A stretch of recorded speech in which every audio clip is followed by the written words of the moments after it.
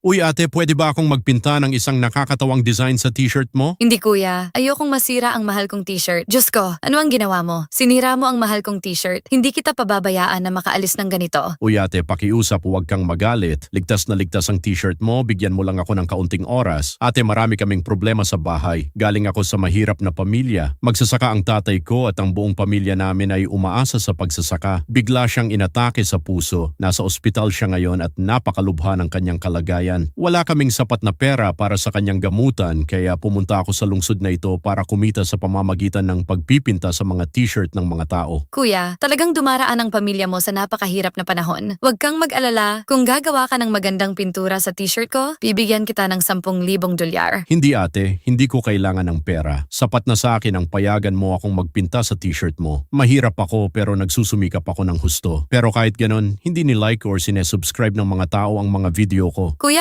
huwag ka talagang mag-alala. Karamihan sa mga nanonood ng video mo ay mahal na mahal ang kanilang mga ama. Para sa kanila, ang kanilang ama ang lahat. At kaya nilang gawin ang kahit ano para sa kanya. Mga kaibigan, kung mahal ninyo ang inyong ama, i-like ninyo ang video na ito, mag-subscribe sa channel, at isulat ang inyong pangalan sa comments. Tingnan mo ate, tapos na ang pintura sa t-shirt mo. Wow kuya, napakaganda nito.